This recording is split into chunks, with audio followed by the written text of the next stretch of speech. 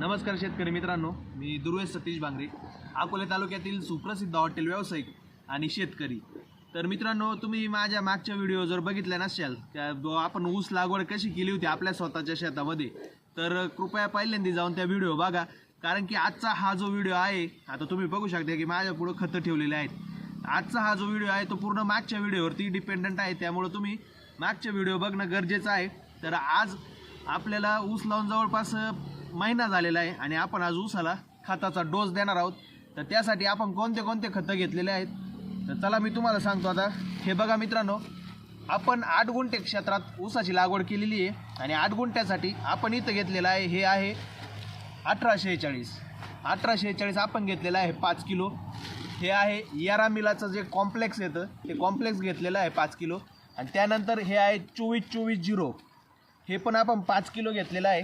तुम्ही याच्यात बघू शकता की आपण युरिया काय सुट्टा भेटत नाही, त्यामुळे पूर्ण गोणी घेतली होती आणि घरून या गोणी याच्यात युरिया आणलेला आहे। हा युरिया माझ्या अंदाजे 5 ते 6 किलो युरिया असेल।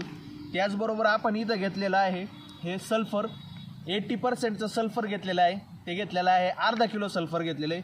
आणि इथं आहे अमोनियम सल्फेट जे की 5 किलो आपण घेतलेलं आहे। तर चला मित्रांनो, आता आपण हे सगळं खत एकत्र करूया आणि तुम्हाला दाखवल की मी कसं आपल्या शेतात हे खत टाकतोय ते। पण सगळ्यात पहिल्यांदा हा युरिया टाकून घेतोय, खाली बारदान आणतलंय आणि त्याच्यावरती युरिया टाकून घेतोय। त्यानंतर हे आहे 24-24-0,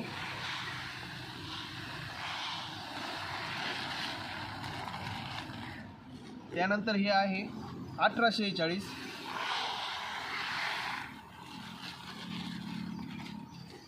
हे आहे यारा मिलाचं कॉम्प्लेक्स,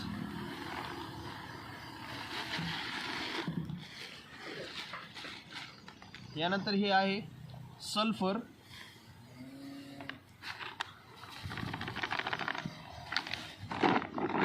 त्यानंतर हे आहे आपलं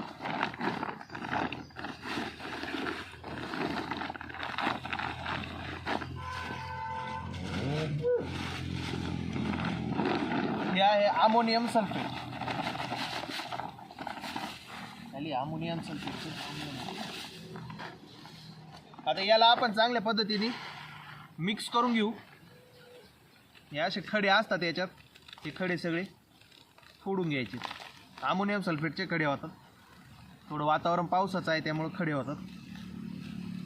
हे चांगलं मिक्स करून घेऊ कार्बन। मित्रांनो, हे असं खोऱ्याच्या साहाय्याने थोडी थोडी भर लावून घ्यायची, जेणेकरून आपले फुटवे एकदम चांगले निघतील।